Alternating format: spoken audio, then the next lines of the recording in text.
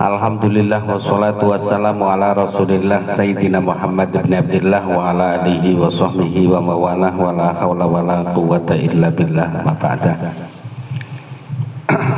Dumateng para jamaah Asmaul Husna ingkang kula hormati. Alhamdulillah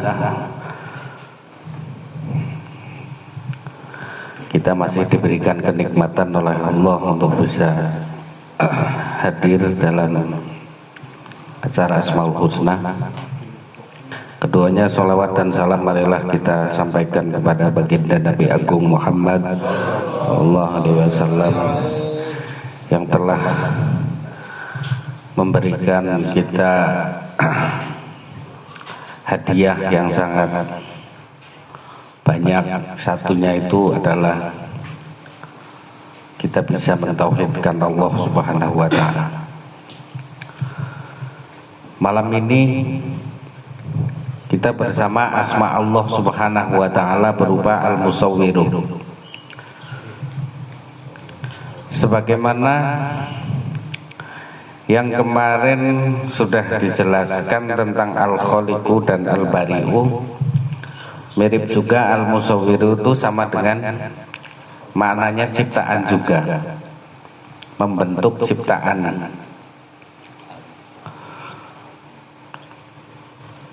Kalau Allah Subhanahu wa ta'ala mempunyai sifat Al-Khaliq, disebutkan di dalam Al-Quran hanya satu saja Al-Khaliq, itu maknanya berarti Al-Bari dan Al-Musawwir. Tapi kalau disebutkan tiga-tiganya langsung sebagaimana yang terdapat di dalam surat Al-Hasyr, wallahu la ilaha illa huwa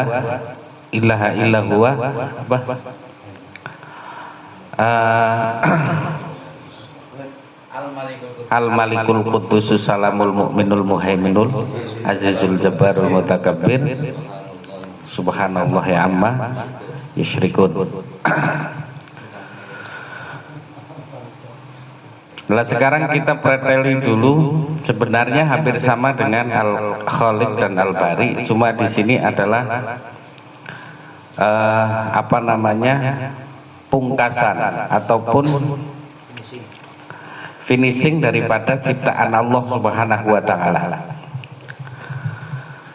Kita tahu di dunia ini bahwa Allah Subhanahu wa ta'ala mempunyai makhluk yang sangat banyak dan mempunyai bentuk yang berbeda-beda. Wong manusia juga berbeda-beda antara manusia yang lain, miliaran. Betapa canggihnya Allah menciptakan sidik jari, sehingga semuanya walaupun hanya lebar 1 cm persegi mungkin, tapi semua manusia di dunia ini mempunyai sidik jari yang berbeda-beda. Kalau sidik jari kita itu sama, mungkin ya orang yang mencuri itu kalau di sidik jarinya maka akan kena semua yang sidik jarinya sama. Di situ kita ketika melihat seperti itu maka kita melihat Al-Musawwirunya Allah Subhanahu wa ta'ala. Allah Subhanahu wa ta'ala menciptakan bumi ini dengan ciptaan yang sangat indah, dengan menciptakan gunung, menciptakan laut, menciptakan daratan dan lain sebagainya.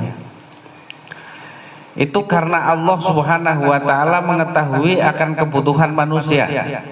Jadi karena Allah mengetahui bahwasanya di daratan akan ditanami padi yang membutuhkan air, maka Allah Subhanahu wa ta'ala menciptakan gunung yang bisa menahan air untuk sedikit demi sedikit Allah kucurkan ke daratan tersebut. Sehingga bumi ke ora rata, mesti ana sing dhuwur. Lah, bertiupnya angin itu dari tekanan yang tinggi ke tekanan yang rendah. Itu dari tekanan itu kemudian barulah bertiupnya angin. Itu.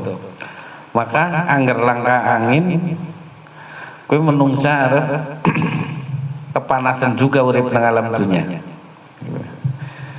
Karena wis ngerti arep kepanasan sehingga Gusti Allah meniupkan air dari angin dari pegunungan ke daratan. Itu. Allah Subhanahu wa taala juga menciptakan kutub. Sehingga Allah menciptakan makhluk hidup yang ada di sana sesuai dengan kehidupan yang ada di kutub. Beruang kutub. Sing tahan atis, sing anu ora tahan atis de selah de ciptakan nenggon atis dan unggal dina begitu ngriang kok. Karena Allah akan menciptakan padang pasir yang panasnya lebih dari 40 derajat, maka Allah Subhanahu wa taala menciptakan onta. Gitu. Yang mempunyai simpanan untuk air di dalam dirinya sampai 250 liter. Itu agar seminggu orang minum tetap bisa bertahan hidup. Itu. Basic yang orang dewei sangu tangki yang ada di dalam dirinya, maka hewan-hewan onta yang ada di sana tidak pernah akan bertahan hidup. Itu. Kemudian karena Allah Subhanahu wa taala Maha mengetahui bahwa Allah akan menciptakan lautan, maka Allah juga menciptakan makhluk yang sesuai dengan kehidupan yang ada di lautan. Bernafas karo insan. Ini. Jadi finishingnya sudah kelihatan. Ki arep diselah nang laut, maka nafasnya karo insan. Maka ketika kita melihat segala ciptaan Allah Subhanahu wa taala, kita akan melihat Al-Khaliqu, Al-Bari'u dan Al-Musawwiru. Allah juga menciptakan keturunan-keturunan kita itu sama dengan kita. Sama dengan ayah ataupun dengan ibunya. Sehingga mirip tanggane kan bahaya.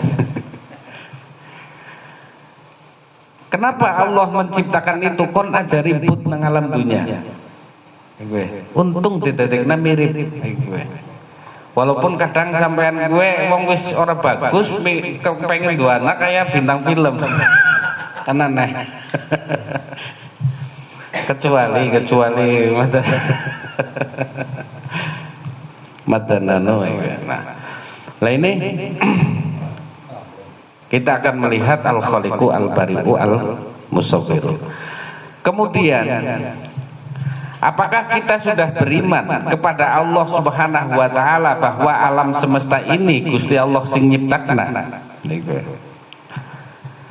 Dulu orang Yunani itu mengatakan bahwa alam semesta ini tidak diciptakan oleh Allah Subhanahu wa taala. Karena orang Yunani itu selalu mengatakan bahwasannya jika sesuatu itu terjadi karena sebab dan akibat, maka mesti terjadinya Gusti Allah ke ana sebabnya juga. Itu. Anane Pak Kajandi misal. Kuwi sebabnya anane wong tuane. Anane wong tuane sebabnya anane kakine. Anane kakine sebabnya anane buyute canggah wareng udeg-udeg gantung siwur sampai Kanjeng Nabi Adam alaihi salam. Itu. Lah, ketika Allah itu mengadakan apa namanya makhluk hidup, itu mereka tidak mengimani bahwa yang menciptakan Allah Subhanahu wa taala karena sebab-sebab yang tidak pernah berhenti, yaitu A diciptakan B. Sebabnya anak B, sebabnya anak C, sebabnya anak C, sebabnya anak D. Lah, mengko pada akhirnya A, B, C, D, C, D, F, G, H, I, J, K, L, M, N, O, P, Q, seterus dan seterusnya sampai tak terhingga. Maka dia tidak pernah akan berhenti mengatakan bahwasannya Allah Subhanahu wa taala itu adalah zat yang menciptakan alam semesta. Karena menurut mereka yang harus kita imani adalah yang benar-benar wujud di hadapan kita. Kita merasa adanya wujud itu, gitu. Maka yang terakhir itu harus kita mengatakan materi itu sendirilah yang mengadakan wujudnya. Itu. Paham mboten niki? Ya. Jadi anak-anak alam semesta kuwe aja nganti berhenti nang wujude Gusti Allah. Itu. Makanya Gusti Allah kuwe ora berhenti karena mereka tidak melihat Allah Subhanahu wa taala. Yang melihatnya mereka itu hanyalah alam semesta ini, gitu. Yang berakhir harus mengatakan bahwa bahan baku dari alam semesta itu ada, kekal dan tidak pernah diadakan oleh siapapun. Itu.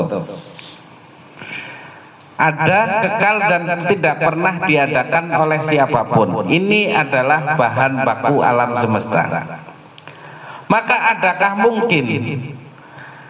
mungkin ketika alam waktu itu adalah bahan bakunya saja kemudian menempel sendiri-sendiri kemudian menjadi bintang, nempel dewek-dewek kemudian menjadi bumi, kemudian menjadi Jupiter, menjadi Pluto, Mars dan lain sebagainya. Ini apakah terjadi hal yang seperti itu? Itu tidaklah mungkin. Makanya logika ini itu hanya bisa sebenarnya bisa dilawan dengan logika yang sangat sederhana, bahwasannya orang mungkin anane kupluk kowe langkasing gawe, anane klambi mesti kudu ana sing gawe. Iji-iji ku anak kapuk terbang kemudian nenun sendiri sing akhirnya dadi kain, berkain terus anak sekang mabur sekang toko gunting bang. Gunting terus jarum mabur dewek terus jahit dewek tuntum dewek mengko tenang bae angger calanane sampean suwek tenang bae tunggu bae mengko toli ana sing jahit dewek mengko. Lah ini seperti itu bentuk alam dunia ini. Kenapa Allah Subhanahu wa taala menciptakan Rasul? Itu karena akal manusia itu tidak pernah akan sampai kepada Allah Subhanahu wa taala. Itu. Akal manusia itu, otak manusia itu tidak akan sampai ke zatnya Allah Subhanahu wa taala. Sehingga mereka itu ketika mengatakan bahwa khalaqal khaliq, siapa zat yang menciptakan itu. Angger zat yang menciptakan kepada yang menciptakan berarti balik yang menciptakan menjadi yang diciptakan. Maka Allah berarti sama saja makhluk. Wong kita sudah memutuskan bahwa Allah itu khalik, maka ketika ada pertanyaan siapa yang menciptakan khalik, maka berarti angger jawab ana khalik A, sing nyiptakna khalik B, kemudian khalik B diciptakna nang khalik C dan seterusnya. Ini juga tidaklah mungkin. Maka itu adalah kemustahilan seperti itu. Nah, kemudian Islam juga tidak berhenti di dalam pembahasan yang siapakah yang menciptakan kita. Akan tetapi Islam terus menghubungkan dengan hubungan yang sangat hangat antara Allah sebagai sang khalik dengan makhluknya. Siki angger mengatakan tok bahwasane Gusti Allah kuwi zat yang menciptakan kita terus tidak ada hubungan, maka kayak tidak mempunyai arti sama sekali. Maka ajaran daripada Rasulullah Shallallahu Alaihi Wasallam ataupun yang dikatakan oleh Allah Subhanahu Wa Taala itu Allah mengatakan bahwasane ajaran Islam itu didasari, dikuatkan dengan doa. kon hubungan antara makhluk dengan kholiknya itu selalu terjadi hubungan yang sangat hangat. Paham mboten iki? Dadi kon kirane hubungane kue mesra, hubungane anget antara seorang hamba karo pangerane, maka Allah mensyariatkan hambane untuk berdoa kepadanya. Itu. Kan angger sampean jaluk maring Gusti Allah rizki, berarti sudah yakin bahwasane Gusti Allah kuwi zat sing awe. Kan dadi hubungannya sangat hangat gitu. Tapi angger kurang meyakini bahwa Gusti Allah kuwi Khalik tok, terus orang hubungan karo donga, maka tidak pernah akan dibangun dengan bangunan yang sangat hangat. Itu donga. Lah ketika kita memohon kasih sayang kepada Allah, berarti kita sudah meyakini bahwasannya Allah Subhanahu wa taala itu adalah zat yang Ar-Rahman dan Ar-Rahim. Itu akhirnya dihubungkan terus kita dengan Allah Subhanahu wa taala. Itu dengan doa itu. Hanya saja jangan sampai meyakini bahwasanya doa itu adalah sebagai jembatan nafsu kita untuk kendaraan untuk nafsu kita agar sampai kepada apa yang kita inginkan. Akan tetapi jadikanlah doa sebagai pertama ketundukan kita terhadap perintah Allah Subhanahu wa taala, karena Gusti Allah mengatakan ud'uni astajib lakum, doalah kepadaku niscaya aku akan mengabulkannya. Hanya saja ketika sewise donga kowe akeh wong sing kecewa dengan donga nggih ora. Donga wis suwe-suwe ora dikabul. Ora dikabul. Nah. Hah? Akhirnya orang donga. Lah akhirnya kan orang hubungan antara hamba dengan Tuhannya. Maka akeh-akeh donga sing diutarakna nang wong awam kowe anu 90% kowe salah kowe. Hah? Iya pora. Salah kepriwe?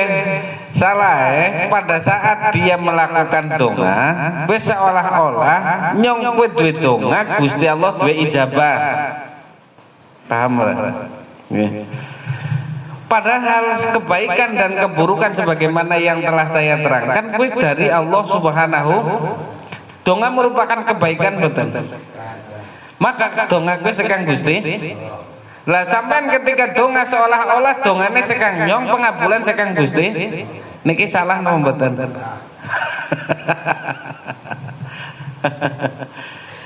Nyong donga ya Allah sampean ngabulna. Itu salah apa benar?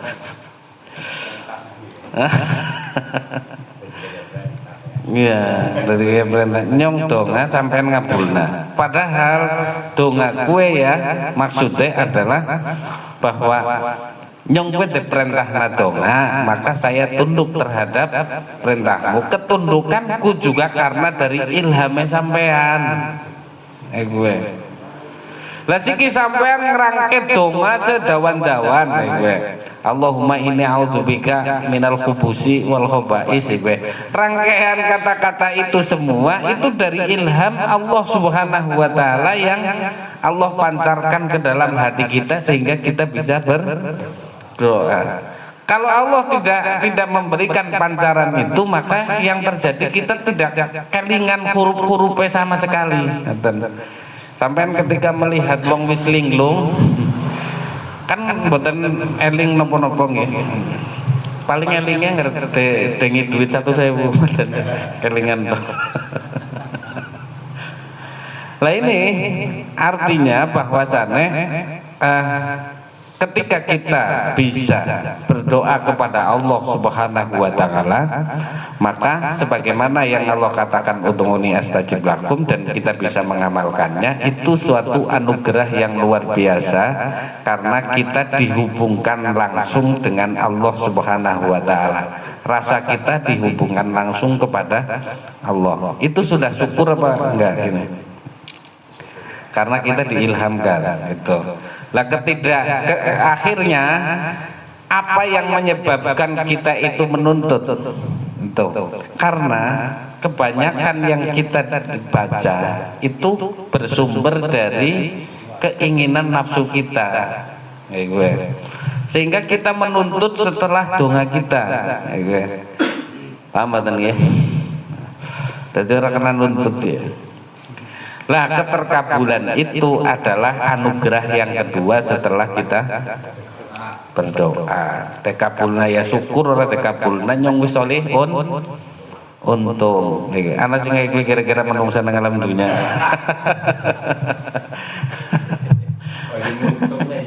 Iya. Wis pokoken apa maning ngaku-aku ngarana ana ustaz apa kiai ya. Sing nunggoni calon lurah terus dadi kan kowe nadungane nyong ya.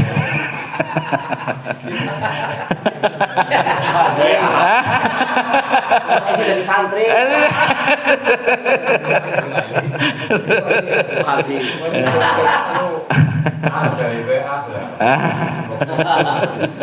Botol itu. Yo.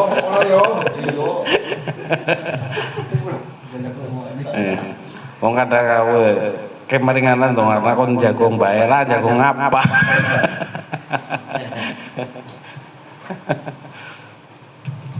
Mengko ya arep ngagul sih angger dadi ngagul. Angger ora dadi anak kesalahan kae ning ndi. Tak ngomongin kayak gini aku malah kayak gue.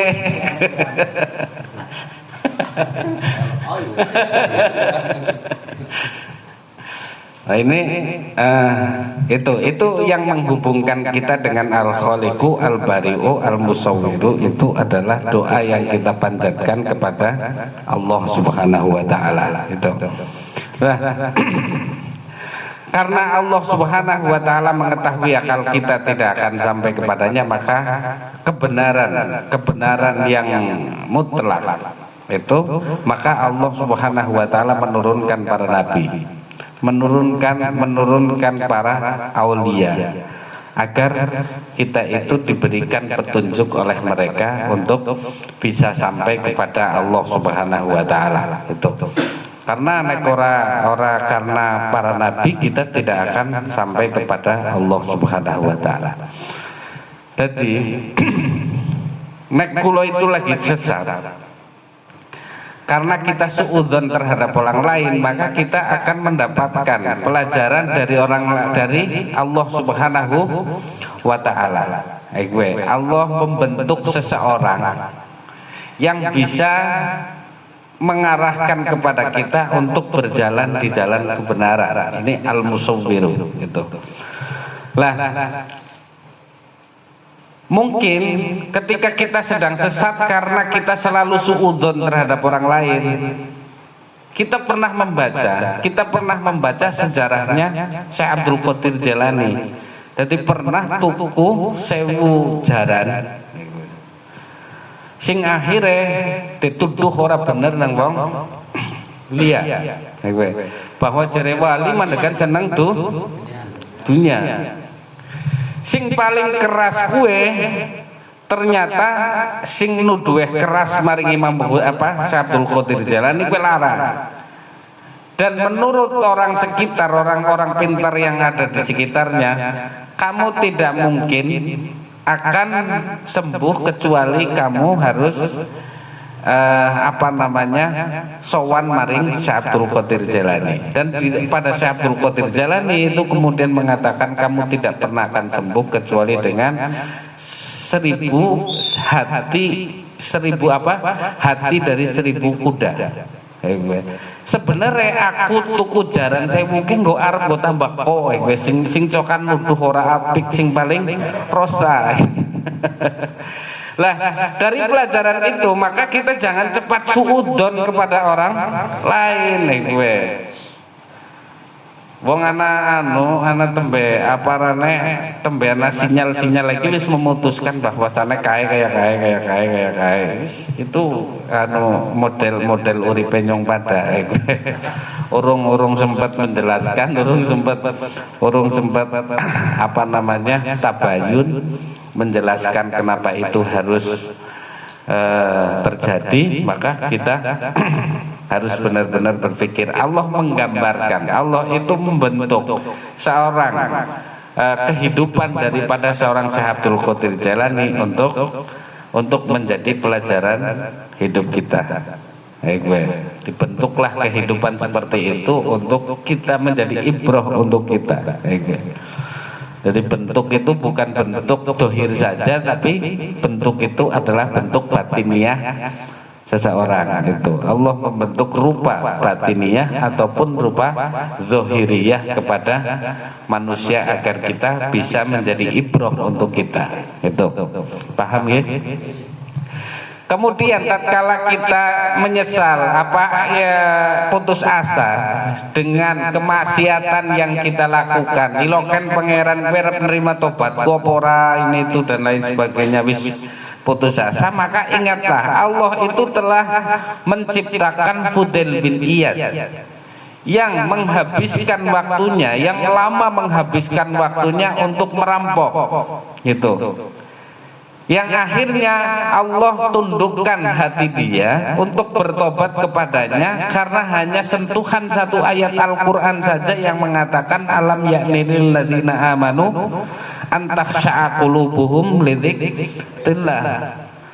Waktunya telah tiba untuk wong-wong sing untuk orang-orang yang alam ya'nil ladzina amanu, untuk orang-orang yang beriman hatinya untuk tunduk kepada Allah Subhanahu wa taala, untuk khusyuk kepada Allah Subhanahu wa taala. Itu maka karena sentuhan ayat tersebut Fudail bin Iyad menjadi taubat dan menyesali atas perbuatan yang ia lakukan. Itu. Lah akhirnya menjadi pelajaran, bentuk daripada kehidupan Fudail bin Iyad menjadikan kita itu tidak putus asa dengan kemaksiatan yang kita lakukan, dan kita yakin bahwasannya Gusti Allah kuwi Maha Pangampura. Itu dibentuk kehidupan yang seperti itu. Akan jadi menjadi pelajaran untuk kita semua. Lah dari bentuk-bentuk yang banyak yang Allah jadikan manusia itu agar manusia melihat kekuasaan, kemahabesarannya Allah Subhanahu wa taala. Jadi Al-Musawwiru kayak memperlihatkan jalalnya, keagungan Allah Subhanahu wa ta'ala. Makanya kemarin yang saya katakan bahwasannya ketika engkau hendak ruku, maka angkatlah tanganmu agar menyatu dengan hatimu untuk bersatu mengagungkan Allah Subhanahu wa taala. Itu. Jadi ketika kita Allahu Akbar itu niatnya adalah menyatukan antara jasad kita dengan hati kita untuk mengagungkan Allah Subhanahu wa taala. Artinya bahwasannya rahasia di balik kita mengangkat tangan, ngerti nama mboten niki? Gemien kan mengangkat tangan ya, sampean ngerti apa rahasianya? Hah? Rahasiane kuwe bahwasannya aku tunduk terhadap perintahmu. Akhirnya ngangkat tangan. Ya. Aku tunduk terhadap perintahmu dan akan berjanji menjalankan seluruh perintahmu serta menjauhi semua laranganmu. Kue arti ngangkat tangan ketika kita hendak hendak ruku. Kemien sih ngangkat tangan gue ngapa kan ya? Apa kurang gedok terus langkah manane. Jadi si Islam itu ketika berbicara amaliyah dohir mesti di dalamnya ada amaliyah batin, dan amaliyah batin ketika kita mengangkat tangan itu adalah kita menandakan tunduk terhadap perintahmu dan janji akan tidak akan melakukan larangan-larangan yang dilarang oleh kamu. Allah Subhanahu wa taala maksudnya seperti itu. Lah tembe maca Subhana rabbiyal azimi wa bihamdi. Terus subhanadzil jabarut wal malakut wal azamah, dilanjutna kayak gue. Atau apalah tasbih yang seperti apa. Karena apa? Di situ kita harus mentasbihkan Allah, bahwasanya Allah yang maha agung itu maksudnya adalah zat yang maha suci, yang suci dari kekurangan. Dzil malakut, yang mempunyai kerajaan.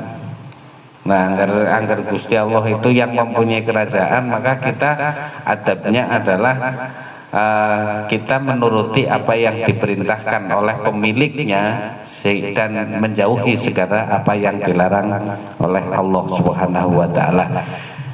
Sajadalaka sam'i wa sajadalaka basori wa sajadalaka mukhi wa sajadalaka izami wa sajadalaka jasadi wa sajadalaka a'dha'i kulli. Artinya Gusti, aku kue sujud jasadku, aku sujud pendengaranku, sujud kepadamu tulangku, sujud kepadamu dagingku, sujud kepadamu darahku, dan sujud kepadamu seluruh jasadku. Kue angger arep ditambahi bacaan tasbihnya kita, tapi angger anak makmum ya urusan ditambahi kesuwe. Malah Imam Ghazali gue anggar anu sujud dia ping 11. Lah sing rampungnya kapan nih? Wis subhana rabbiyal azimi wa bihamdi, terus maca subhanadzil malakut wal jabarut wal azamah, kemudian maca maning sajadalaka sam'i wa sajadalaka basori wa sajadalaka mukhi, nganti ping 11 wis akeh banget iso ora mungkin kuwi anggar dewekan.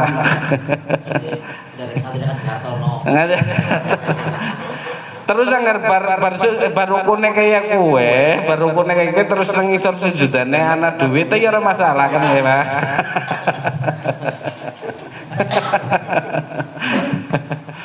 Nah ini artinya apa?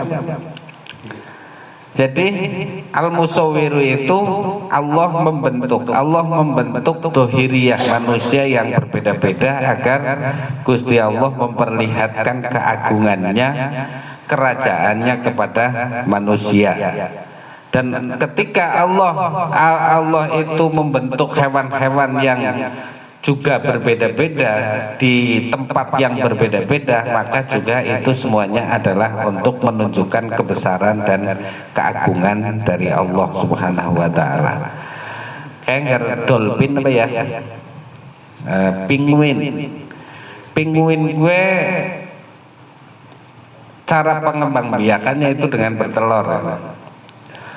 Bertelurnya penguin itu harus dieramin 39 hari sampai bisa netes apa berapa, iya kayaknya itu segitu. Lah terus dalam waktu segitu itu tidak pernah makan apapun, rialate 30 sangat dina orang mangan ora apa. Gue nganti pirat 70% atau 50% itu bobotnya hilang. Lah artinya di situ kenapa Allah menjadikan rupa kehidupan yang berbeda-beda seperti itu, agar kita itu melihat keagungan kebesaran Allah Subhanahu wa taala. Semuanya itu adalah buku untuk melihat keagungan dan kebesaran Allah Subhanahu wa taala. Tapi angger nyong gue kenapa orang bisa deleng itu karena kita itu banyak mikirna apa kedewek gitu loh. Banyak mikirna problem uripe dewek sehingga kekuasaan Allah dan kebesaran Allah itu tidak terlihat oleh kita. Gue. Ya. Mestinya bartangi turu ke mengagungkan Allah dengan bersyukur kepada Allah Subhanahu wa taala, bahwa nyong gue usaha tok untuk nyelonggorna sikil awak, terus Gusti Allah sing nuruk apa sampai nurukna dewek lah. Turu ilang dah, hilangna dewek rasane kon turu mboten nggih. Lah pada saat kita nyelonggorna kaki tangan, kemudian merebahkan tubuh kita, Allah Subhanahu wa taala menidurkan kita kemudian membangunkan kita, yang akhirnya kita mengatakan alhamdulillahilladzi ahyana ba'dama amatana wa ilain nusur. Kemudian kita tembe tangi, tapi sedurung tembe tangi iki langsung mikir yo kegiatane dhewek. Nyong arep atur motor. Ya wis kacau ora boro-boro ngomong maca alhamdulillahilladzi ahyana ba'dama amatana wa ilaihin nusur kowe. Wong iya ki mau ana wong cilong kemajek. Tembe tangi turu maca alhamdulillah. Tapi ya semono dimaklumi. Tapi angger yang ninggal yang besok tetap disahiti wong gelem ngaji. Saya lah. itu seperti itu. Jadi al khaliq wal bari wal musawwir intinya padalah menciptakan, semoga bermanfaat fitin wa dunya wal akhirah. Allahumma amin ya rabbal alamin. Wallahu minkum. Wassalamualaikum warahmatullahi wabarakatuh. Waalaikumsalam warahmatullahi wabarakatuh.